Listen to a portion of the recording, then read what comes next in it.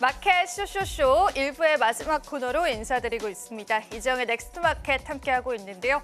오늘 우리 시장은 여전히 좋은 탄력 보여줍니다. 기관들의 수급이 좀 눈에 띄는 시점이기 때문에 그 부분에 관한 수급 탄력성 역시도 확인을 해볼 수가 있었습니다. 하지만 언제나 그랬듯 리스크에 관해서 점검을 해드리도록 하겠습니다. 간밤에 또 상호관세 이야기가 나와서요. 오늘 시장에서 어떻게 대입을 해봐야 할지 그 이야기들과 함께요. 추가적인 헤드라인들 같이 다뤄드리도록 하겠습니다.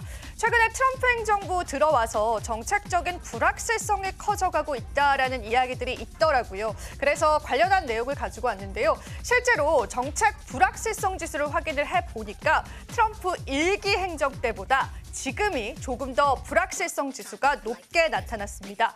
이는 보시는 바와 같이 코로나 팬데믹 때와 비슷한 수치이기 때문에 아직까지도 시장에서는 이 정책 불확실성을 어떻게 소화해야 할지 고민이 많이 남는 시점이다라고 보시면 되고요. 이러한 난관 속에서 우리는 어떻게 시장을 헤쳐나가봐야 할지 오늘 도움이 되는 시간이 되셨기를 바랍니다. 자, 그렇다면 이야기 하나하나 저희가 한번 나눠보도록 하겠습니다.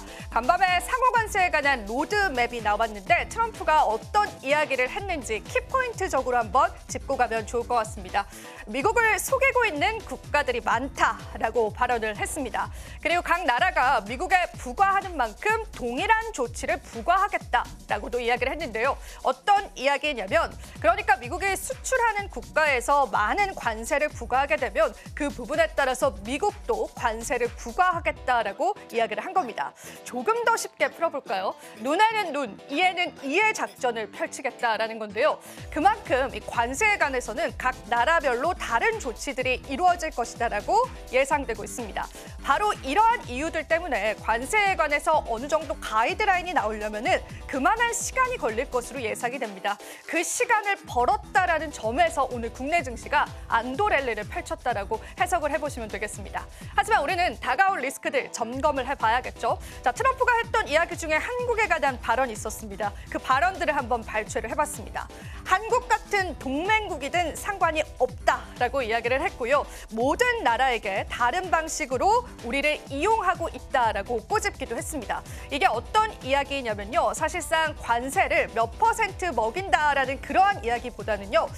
미국 같은 경우에는 국내 자동차를 수출을 할 때 국내 같은 경우는 굉장히 가이드라인 자체가 좀 깐깐합니다. 그러니까 특별한 규정을 넘어야지 미국 기업들이 수출을 할 수 있게 되는 거죠. 이는 우리가 이렇게 생각을 해볼 수가 있습니다. 우리가 수출을 받아올 때 관세를 매기면서 그 수출을 조절할 수도 있지만 규제를 통해서도 다른 나라의 수출을 억압할 수 있습니다. 이 부분을 트럼프는 불편하게 생각했던 것 같습니다. 그래서 비관세 부과 항목에 관해서도 충분한 협상을 하겠다라고 이야기를 했습니다. 그리고 우리가 항상 거론하는 이야기가 한국이 관세의 타겟이 될 수 있다라는 점이잖아요. 어떤 맥락에서 그런 이야기가 나왔는지도 같이 한번 짚어보겠습니다. 한국 같은 경우에는 무역 적자 톱10 안에 들어가 있습니다. 그러니까 트럼프의 타겟이 되기 좋은 국가다라는 겁니다. 표를 보시면 아시겠지만 중국 같은 경우가 가장 크게 미국을 상대로 무역 흑자를 내고 있고요. 미국 입장에서는 어마어마한 무역 적자를 내고 있는 국가입니다. 그 다음은 멕시코와 베트남이 될 텐데 일본과 한국 역시도 톱10 안에 드는 국가이기 때문에 트럼프가 관할하는 그러니까 트럼프의 시선에서 거슬리는 국가가 될 수 있다는 게 지금 시장의 전반적인 동향 중에 하나다라고 보시면 되겠습니다. 그렇기 때문에 시장에서는 이러한 우려감들 때문에 이제는 관세가 아니라 규제적으로도 트럼프 행정부가 어느 정도의 딜을 해올 수 있을 것이다라는 가능성이 대두가 된 겁니다. 자, 그럼 산업적으로 살펴보겠습니다. 어제 같은 경우에는 자동차 업종에 부과가 되지 않을 것이다라고 이야기를 했었는데 오늘 같은 경우에는 그러한 의견을 번복하기도 했었죠. 그래서 우리가 산업적으로 시장을 접근했을 때 어떤 품목들을 피해야 하는지를 같이 한번 이야기를 나누면 좋을 것 같은데요. 일단은 자동차나 자동차 부품 쪽에 관해서는 관세를 매길 가능성이 없다라는 게 전반적인 의견이긴 합니다. 왜냐하면 미국 같은 경우에는 국내 자동차를 굉장히 많이 이용을 합니다. 그러다 보니까 미국의 소비자 물가가 상승할 수 있다라는 우려감을 염두에 두는 것 같고요. 그리고 우리가 또 바이오 헬스, 그러니까 의약품 관련해서도 트럼프 행정부는 관세를 매기지 않을 가능성이 가능성이 있다라고 합니다. 실제로 트럼프의 공약 자체가 약가 인하입니다. 이 약가 인하를 지키려면은 이런 의약품에 관한 관세 같은 경우에는 부과하지 않아야 된다라는 그러한 여론이 현재는 지배적이다라고 보시면 되겠습니다. 그러니까 올해 업종별 수출 증가율 전망도 한번 체크를 해보시고요. 트럼프의 관세의 대상이 될 만한 그러한 산업들은 피해 보시면서요. 포트폴리오의 전략 짜보시는 게 중요할 것 같습니다. 혹시나 추가적인 이야기들 나오면은 저희가 또 한번 브리핑 통해서 여러분들에게 보다 디테일하게 짚어드리도록 하겠습니다. 자, 오늘 관세 이야기로 문을 한번 열어봤고요. 이어서 저희가 암호화폐 헤드라인도 같이 한번 체크해 보도록 하겠습니다. 자, 이게 사실 오늘 나왔던 헤드라인은 아니었고요. 어제 나왔던 헤드라인인데 한 번쯤은 짚고 가면 좋을 것 같아서 오늘 한번 가지고 나왔습니다. 사실 우리는 트럼프의 시선에 집중을 하고 있지만 일론 머스크는요. 아주 조용히 본인의 꿈을 실현하고 있습니다. 한 가지 대목을 한번 가지고 와봤습니다. 일론 머스크가 CFPB에 관한 그러한 기능을 무력화했다라는 소식인데요. 이 기관 같은 경우에는 소비자 금융 관련해서 감독하고 관리하는 기관입니다. 과연 일론 머스크가 이 CFPB의 그러한 권한을 왜 무력화시켰을지를 체크를 해봐야겠죠. 사실 비은행 금융기업들을 감독하는 기관으로서 이 기관 같은 경우에는 애플이나 구글, 페이팔 같은 기업들을 주요 감시 대상으로 삼았습니다. 이 안에는 머스크가 가지고 있는 X도 포함이 되어 있습니다. 그러니까 쉽게 이야기하자면 이렇게 글로벌 기업들이 은행 산업에 진출하는 부분에 관해서 제재를 가해왔다는 겁니다. 그런데 트럼프뿐만 아니라 또 머스크 같은 경우에는 도지를 통해서 이 기관의 감독 기능을 무력화시키려는 움직임이 나오고 있습니다. 그 의도 같이 한번 파악을 해볼까요? 그렇다면 머스크의 숨은 의도는 무엇일까요? 바로 엑스머니에 관한 비전이다라고 보시면 되겠습니다.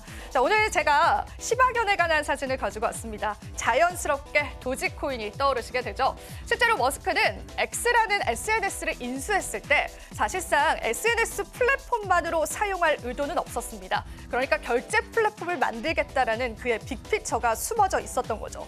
그런데 앞서 말한 그 기관 쪽에서 제재가 들어가는 겁니다. 그런데 이런 부분들이 머스크의 입장에서는 걸림돌이 됐겠죠. 그러다 보니까 이번에 정책을 통해서 이 기관에 관한 기능들을 무력화시킨 겁니다. 그리고 실제로 머스크 같은 경우에는 결제 시스템에 관한 모든 준비를 마친 것으로 알려져 있습니다.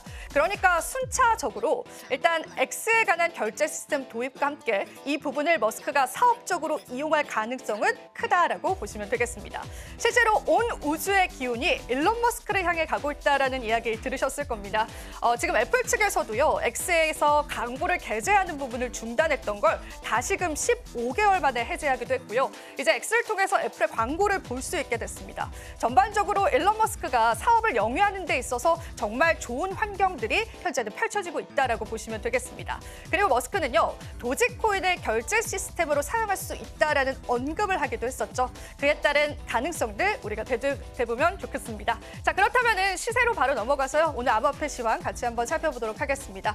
자, 비트코인 같은 경우에는 오늘 시장에서는 1억 3,900만 나타내고 있고요. 그리고 또 이더리움 같은 경우에는 380만 원을 나타내면서요. 어느 정도의 조정 국면들 나타내고 있습니다. 자, 그리고 전반적으로 암호화폐 시장은 조정 국면을 나타내고 있지만은 중요한 지지선들은 계속 유지해주고 있고요. 리플 같은 경우에는 ETF 기대감이 시장에 다시금 실렸습니다. 그 부분 때문에 오늘 시장에서 3%가량의 상승을 나타내고 있다라고 보시면 되겠습니다. 자, 전반적으로 시장의 마켓캡들은 어느 정도의 상승 국면을 나타내고 있고요. 솔라나 코인 같은 경우에도 오늘 시장에서는 200달러 선을 유지해주고 있다라고 보시면 되겠습니다. ETF 승인 기대감 있는 종목군들 위주로의 상승들 일어나고 있기 때문에 암호화폐 시장의 흐름들도 체크해 보시면 좋겠습니다. 자, 이렇게 해서 저와 함께 또 암호화폐 시장까지 살펴보셨고요. 오늘도 다각한 시장의 관점들 살펴보시면 좋겠습니다.